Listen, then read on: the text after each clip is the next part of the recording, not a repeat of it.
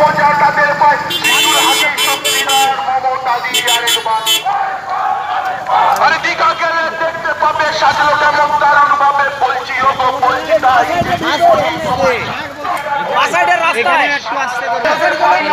এখানে মন্দিরে কোনো প্রোগ্রাম আছে?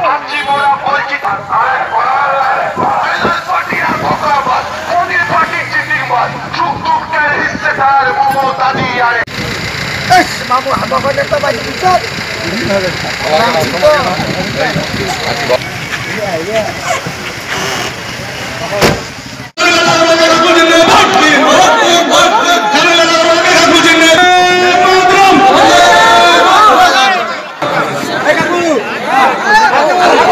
শাহজাহান চৌধুরী, নূর আলম, সালাম, জাহাঙ্গীর, জোরে একটা হাততালি প্রার্থীকে বরণ করে নেওয়ার জন্য।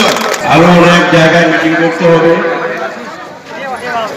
আমাদের খাবির ভাই, শুধু একটাই আপনাদের কাছে আবেদন করছি, আমাদের চিন্তা ভাবনা করে ভোটটা দিতে হবে।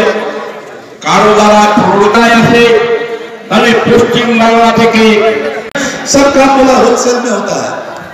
একটা ভিখারি যদি কোনো বাড়িতে ভিক্ষা চেতে যায়, কুকুরটা যদি হাল্লাও করে, ভিখারিটা বলবে ভিক্ষা চাই না, আমার কুকুরটাকে সামনে।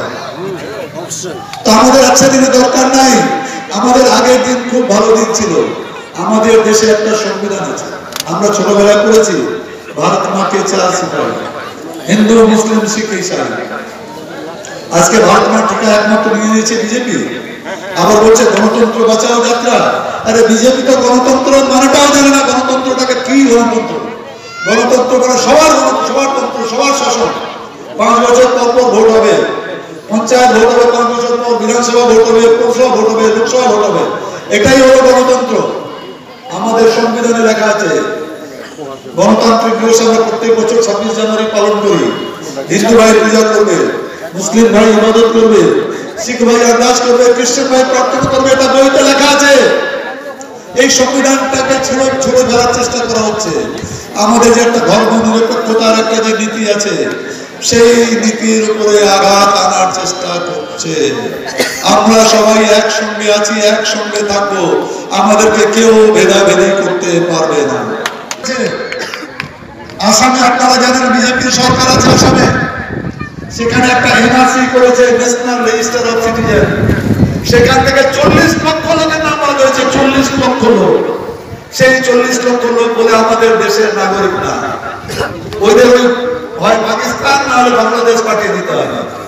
অমিত শাহ বলছে আমরা যদি ক্ষমতায় আসি তো পশ্চিম বাংলায় এনআরসি চালু করবো।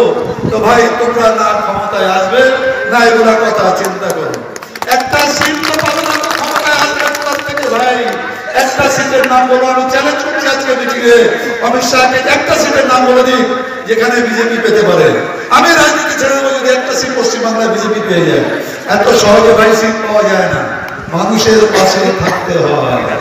সংগঠনটা কোথায় আছে? কার সংগঠনটা আছে? হয় ভোট হয় নাকি?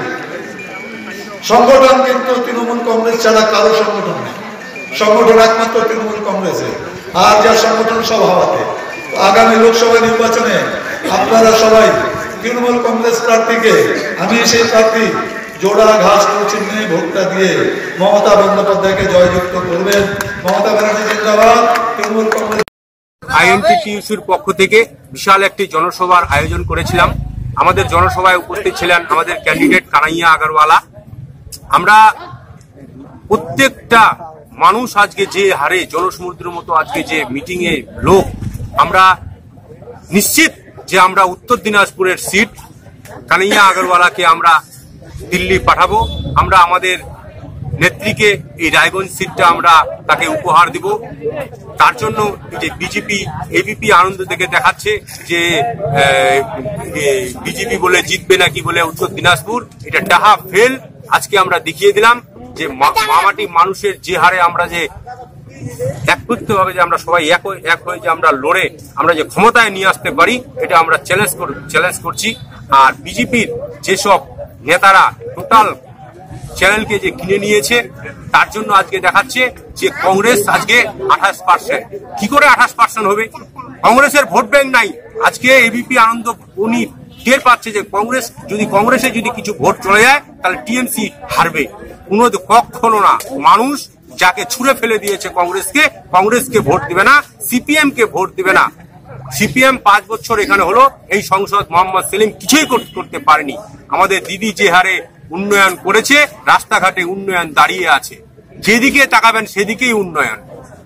তার জন্য আমরা বলবো আমাদের নেত্রী মমতা বন্দ্যোপাধ্যায়ের আমাদের মাথায় হাত আছে। আমরা তাকে এই উত্তর দিনাজপুরের সিটটি অক্ষরে অক্ষরে উনাকে আমরা উপহার দিব।